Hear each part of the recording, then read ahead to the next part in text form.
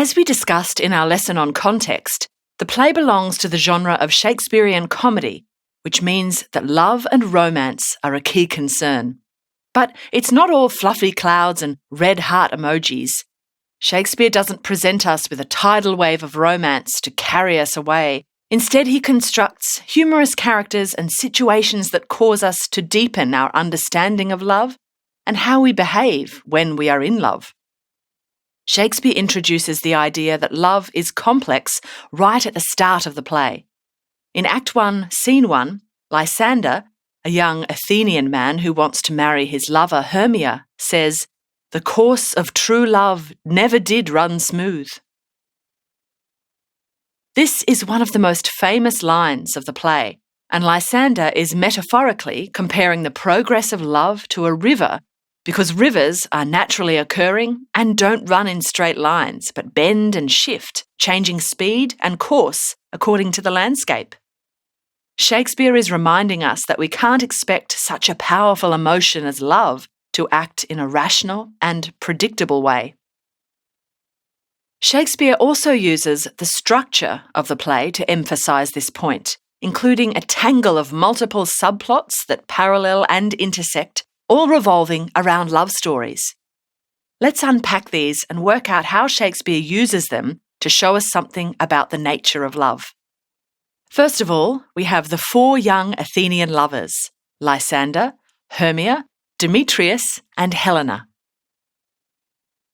Lysander and Hermia are in love with each other, but experience great difficulties, the greatest being Hermia's father, Aegeus, who does not approve of the union and wants her to marry Demetrius instead.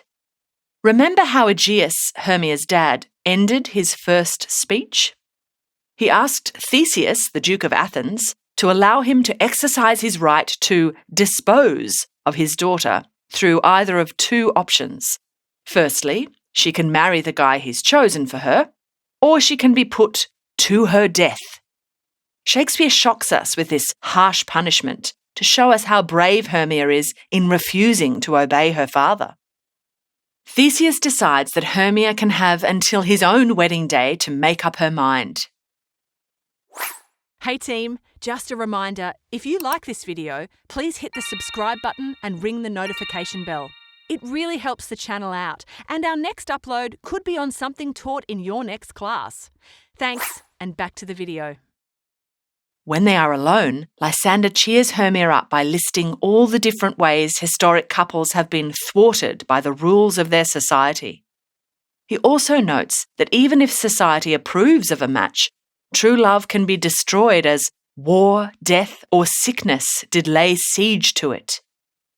Shakespeare uses the metaphor of a siege or battle to show how fragile true love is, as there are so many ways it can be ruined. Rather than submitting to these difficulties, Lysander and Hermia run away to Lysander's aunt, who lives outside of Athens, and get married where the law of Athens can't touch them. So, while there are a few more twists and turns to their love story, such as Puck's accidental administering of the love potion to Lysander instead of Demetrius in Act 2, the play is bookended with the declarations of the couple's true love and their marriage at the end. Things aren't going so well for the other two members of the foursome, and Shakespeare uses Demetrius and Helena to criticise some of our attitudes towards love. Demetrius is pretty cut up by the fact that the beautiful Hermia won't marry him. He's rich, handsome, and has been specifically chosen by Aegeus, but Hermia doesn't love him. We are positioned to be critical of him, as there is evidence to suggest that he has been pretty careless with his romantic dealings in the past. Lysander claims that Demetrius had previously courted Helena and won her soul before casting her aside to pursue Hermia. Demetrius also admits in the final act that he had been betrothed or engaged to Helena in the past. This shows that he is selfish and only cares about his own feelings, which is definitely not a quality we are meant to admire. Lysander is pretty critical of this and shows his disdain by calling Demetrius a spotted and inconstant man, meaning that he changes his mind and has no integrity. This is reinforced in Helena's speech at the end of Act 1, Scene 1, when she tells us that as soon as Demetrius saw how beautiful Hermia was, he hailed down oaths that he was only mine. In other words, Demetrius had promised Helena that he would love only her, but then betrayed his promises, chasing Hermia instead.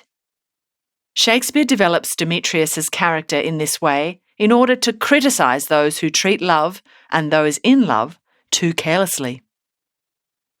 Poor Helena is completely besotted with the man and is convinced that it is her fault that Demetrius doesn't love her. She begs Hermia to teach her how to make Demetrius fall in love with her, and their conversation at the end of Act 1, Scene 1 demonstrates how ridiculous the exercise is. Hermia explains that she does everything she can to make Demetrius hate her, listing, "I frown upon him," and "I give him curses." Shakespeare parallels the two women in the paradox of their situation. Remember, a paradox is a seemingly contradictory statement. Hermia says that the more I hate, the more he follows me, while Helena notes that the more I love, the more he hateth me.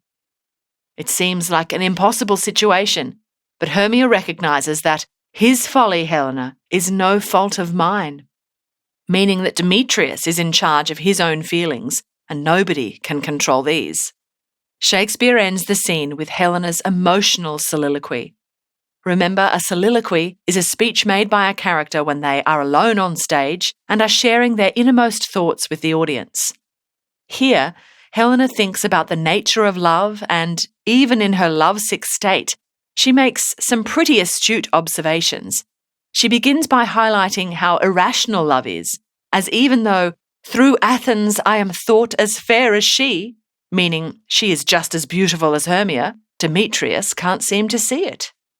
She also notes that love is said to be a child, because in choice he is so oft beguiled, using a metaphor to describe love as a child who is easily tricked into changing its mind. She also notes that things base and vile, holding no quantity, love can transpose to form and dignity. Shakespeare contrasts base and vile with form and dignity to remind us of the transformative powers of love. Even if someone is ugly, if you are in love, they can seem incredibly beautiful to you. In other words, love looks not with the eyes, but with the mind, and therefore is winged Cupid painted blind. This image of Cupid, the god of love, flying blindfolded, represents the idea that love is blind. She is lamenting the fact that no matter how beautiful she is, Demetrius will never notice her if he is in love with someone else. Shakespeare also asks us to question the way passion can make us irrational and vulnerable. While we feel sympathy for Helena as she is constantly mocked and derided by Demetrius, Shakespeare also makes us feel uncomfortable with how willingly she accepts this poor treatment. For example, in Act 2, Scene 1, Helena says she is Demetrius's spaniel, comparing herself to a dog who follows its master. Her comparison gets even more degrading as she explains to Demetrius that the more you beat me, I will fawn on you, and that he should spurn me, strike me, neglect me, lose me. The way that Helena repeatedly ends these phrases with the same word is called an epistrophe, and Shakespeare uses it to list all the awful ways Demetrius could treat her, and she will still love him. Shakespeare furthers his characterization of Demetrius as a selfish man when he interrogates Helena to try to get her to stop following him. He says, "Do I not in plainest truth tell you I do not, nor I cannot love you?" This rhetorical question seems to have an obvious answer. Demetrius is basically suggesting he does not love Helena and never will. It might seem like he is being clear and honest here, but when we remember that he did pursue Helena before the play began, his argument starts to unravel and he seems downright cruel. The prominence of the magic love flower reminds us that we can't control love, rather, it controls us. Oberon explains that the flower was created by a wayward arrow shot by Cupid, the mythological god of love, which accidentally fell to earth, imbuing the flower with the power of love. When Demetrius, Lysander, and Titania are given the juice from the flower, they immediately fall desperately in love with the first person they see. In Act 3, Scene 1, Shakespeare presents Titania's infatuation with Bottom the Weaver in a comedic way, encouraging us to laugh at the control love has over the fairy queen. Even though Puck has given Bottom a hideous donkey's head, Titania is enamoured with him, calling him an angel and claiming that her eye enthralled to his shape. The contrast between the silly fool that the audience sees and the angel that Titania unexpectedly sees is called irony, and it adds humour to the scene. This irony is enhanced when she goes on to say to the famously silly Bottom, "Thou art as wise as thou art beautiful." Even though Titania means it as a compliment, the audience knows the opposite is true about Bottom. Fortunately, Oberon administers an antidote to Titania at the end of the play and instructs Puck to set the two Athenian couples right. Remember, this is a comedy, so it ultimately ends with marriages that affirm the power of love. Ultimately, Shakespeare presents myriad different aspects of love to show what a complex emotion it is. He reminds us that it has the power to break friendships, make us vulnerable and weak, but also lift us up to great heights of happiness.